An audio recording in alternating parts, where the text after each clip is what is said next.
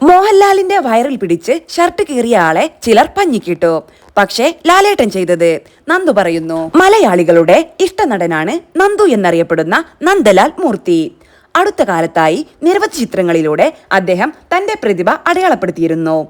1983 പുറത്തിറങ്ങിയ ഒരു മാടപ്രാവിന്റെ കഥയാണ് ആദ്യ ചിത്രമെങ്കിലും സർവകലാശാല എന്ന മോഹൻലാൽ വേണു നാഗവള്ളി ചിത്രമാണ് നന്ദുവിന് ലഭിച്ച മികച്ച കഥാപാത്രം. അവിടെ നിന്നങ്ങോട്ട് ഏതാണ്ട് 40 വർഷത്തോളമായി സിനിമയിൽ സജീവമാണ് താരം.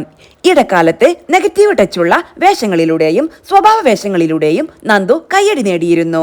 രഞ്ജിത്ത് സംവിധാനം ചെയ്ത സ്പിരിറ്റ് എന്ന ചിത്രത്തിലെ പ്ലംബർ മണിയൻ എന്ന കഥാപാത്രം ഇക്കൂട്ടത്തിൽ ഏറെ പ്രശംസ നേടിയിരുന്നു. തുടക്കകാലം മുതൽ മോഹൻലാലിനൊപ്പം ഒട്ടേറെ സിനിമകളിൽ വേഷമിടാൻ നന്ദുവിന് കഴിഞ്ഞിരുന്നു. മോഹൻലാലിന്റെ പല ഹിറ്റ് ചിത്രങ്ങളിലും താരം അഭിനയിച്ചിരുന്നു. ഇപ്പോഴിതാ വർഷങ്ങൾക്ക് മുൻപ് എ ഓട്ടോ എന്ന ചിത്രത്തിനിടെ സംഭവിച്ച ചില കാര്യങ്ങൾ പങ്കുവെക്കുകയാണ് അദ്ദേഹം ഇപ്പോൾ.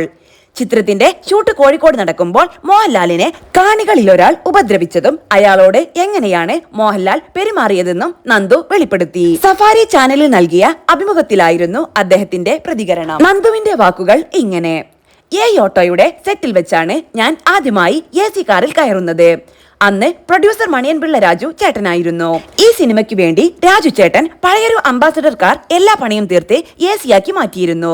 അത് ലാലേട്ടനെ യാത്ര ചെയ്യാനായി തിരുവനന്തപുരത്ത് നിന്ന് കോഴിക്കോടേക്ക് കൊണ്ടുവരണമായിരുന്നു. ഞാനും കോന്നിയൂർ ബാസ്, പിന്നെ മണിയൻപിള്ള രാജു ചേട്ടന്റെ സഹോദരൻ, അദ്ദേഹം എന്റെ സീനിയറായി പഠിച്ചതാണ്. ഞങ്ങളും ഡ്രൈവറും യാത്ര തിരിച്ചു. ഞങ്ങൾ ആരും തന്നെ ഇതുവരെ ബൈ റോഡ് തിരുവനന്തപുരത്ത് നിന്ന് കോഴിക്കോടേക്ക് പോയിട്ടില്ലായിരുന്നു. ഞങ്ങൾ ഇങ്ങനെ പോവുകയാണ്. ഉച്ചയായിരുന്നു അവിടെ നിന്ന് തിരിക്കാൻ. രാത്രി എവിടെ നിന്നോ കാപ്പിയൊക്കെ കഴിച്ച് വീണ്ടും യാത്ര തുടരുകയാണ്. കോഴിക്കോട് എത്തണം എങ്കിൽ 11 മണിയൊക്കെ ആവുമെന്ന് വിചാരിച്ചിരുന്നു. റോഡിൽ ഭയങ്കര ഇരുട്ടായിരുന്നു. ഫ്രണ്ടിൽ ഒരു ലോറി ഉണ്ടായിരുന്നു. കുറെ ദൂരം പോയപ്പോൾ ആ ലോറിക്കാരൻ ചവിട്ടി നിർത്തി. ഞങ്ങളും നിർത്തി. ഒന്നും കാണാൻ പറ്റുന്നുണ്ടായിരുന്നില്ല. മുഴുവൻ ഇരുട്ടാണ്. ആകെയുള്ളത് ലോറിയുടെ 2 ഹെഡ്ലൈറ്റ് മാത്രം. ഞങ്ങളുടെ ഡ്രൈവർ ഇങ്ങനെ ഹോൺ അടിക്കുന്നുണ്ടായിരുന്നു. നോക്കുമ്പോൾ ലോറിയുടെ ഡ്രൈവർ അതിൽ നിന്ന് ഇറങ്ങി വരികയാണ്. ഭയങ്കര സൈസൊക്കെയുള്ള ഒരാളായിരുന്നു. ഞങ്ങളുടെ ഡ്രൈവർ നിന്ന് വിറക്കുകയാണ്. അയാൾ വന്ന് ഗ്ലാസിൽ തട്ടി. ഞങ്ങൾ AC-യിൽ ഗമയിലിരിക്കുകയാണ്. എന്താണെന്ന് ചോദിച്ചു അയാൾ.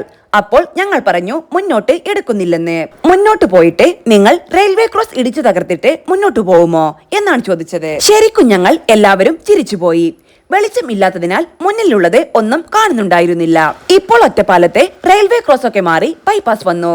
ഇപ്പോഴും അവിടെ പോകുമ്പോഴും ആ വഴി കടന്നു പോകുമ്പോഴും ഈ സംഭവമാണ് ആദ്യം മനസ്സിൽ ഓർമ്മ വരാറുള്ളത്. ആ സെറ്റിൽ വെച്ചാണ് മറ്റൊരു സംഭവം ഉണ്ടായത്. കോഴിക്കോട് തളിക്ഷേത്രത്തിൽ വെച്ച് ഷൂട്ട് നടക്കുകയായിരുന്നു. ലാലേട്ടനും രേഖയുമാണുള്ളത്. ഷൂട്ട് കഴിഞ്ഞ് അവരെ കൊണ്ടുപോവാൻ നമ്മുടെ കാർ പുറത്തുണ്ട്. പക്ഷെ ഒരു രക്ഷയുമില്ലാത്ത വിധത്തിൽ ജനസാഗരമായിരുന്നു അവിടെ.